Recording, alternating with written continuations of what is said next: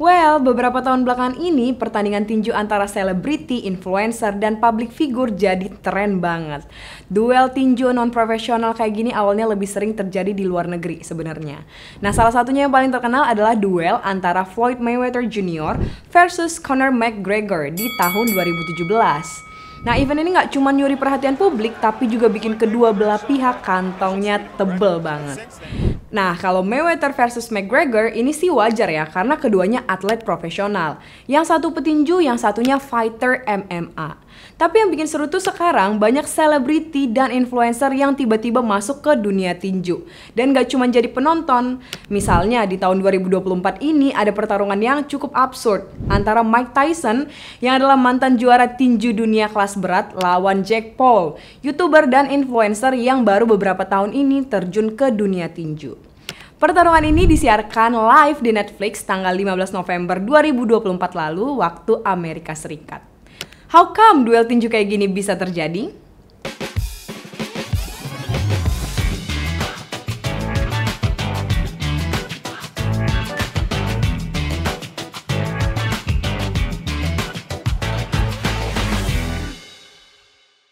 Nah, Jake Paul ini emang dikenal sebagai konten kreator, tapi sejak tahun 2020 dia mulai serius di dunia tinju dan dengan cepat mengumpulkan banyak kemenangan.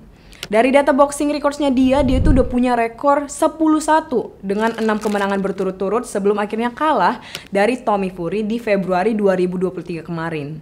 Tapi Jack nggak tinggal diam, dia bangkit dan menang lawan legenda UFC Nate Diaz di Agustus 2023. Jake Paul doesn't need to be at arm's length, Wade. And look at Nate walking around talking to the crowd.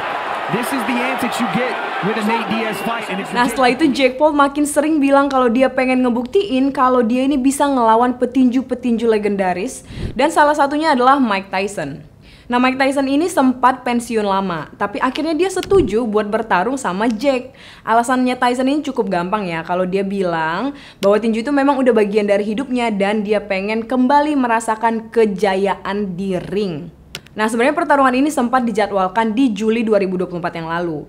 Tapi ditunda karena Tyson ini harus istirahat karena ada masalah kesehatan, masalah lambung. Perbedaan usia keduanya itu sebenarnya benar-benar jauh banget. Mike Tyson itu 58 tahun, sedangkan Jake Paul masih 27 tahun. Jadi banyak orang yang sebenarnya nggak setuju sama pertandingan ini. Mereka ngerasa kayak nggak ada yang enak nih di si Tyson-nya. Karena dia udah berumur, udah pensiun, tapi malah dipukulin lagi sama Jake Paul yang udah jelas lebih muda dan lebih fit. Nah, banyak yang bilang pertarungan ini ya cuma cari sensasi dan juga cuma cari duit. Tapi gimana lagi ya, keduanya udah setuju, Tyson pun udah punya surat keterangan sehat, jadi nggak ada alasan buat ngelarang pertandingan ini. Dan memang ini salah satu pertandingan yang penuh kontroversi.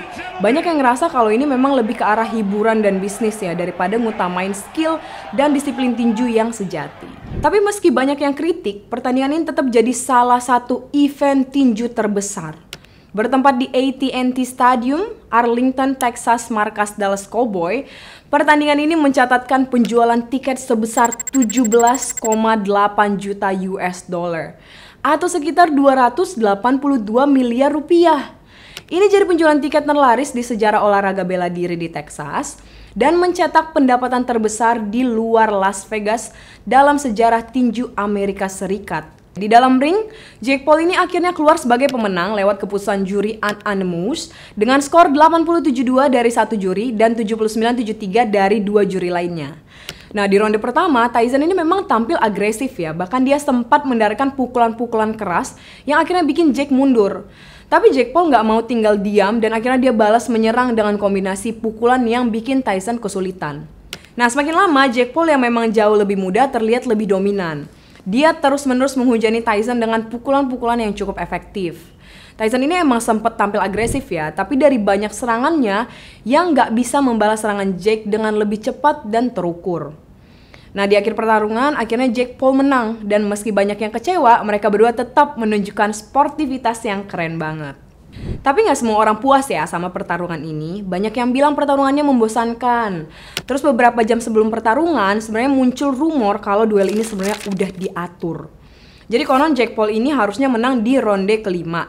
Tapi kita nggak tahu deh apakah ini benar apa emang cuman rumor doang. Meski banyak kritikan, pertandingan ini tetap jadi acara olahraga terbesar yang pernah disiarkan secara streaming. Mike Tyson meskipun kalah, dia tetap ngerasa bangga sama pencapaiannya. Dan seperti yang udah diungkapkan bahwa pertandingan ini memang lebih ke arah hiburan dan juga tinju persahabatan aja. Tapi tunggu dulu, setelah menang lawan Tyson, Jake Paul ini langsung nantang Conor McGregor buat duel MMA. My team sent you a $50 million offer this morning. $50 million cash, proof of funds, the biggest fight offer you've ever been offered, but you're scared to fight me, Conor? McGregor sendiri langsung ngerespon dengan ejekan. Katanya lawan Jake Paul berikutnya harusnya seorang kakek-kakek. Nah, kira-kira duel Jake Paul versus McGregor ini akan terjadi apa enggak ya? Yuk, share pendapat kalian di kolom komentar.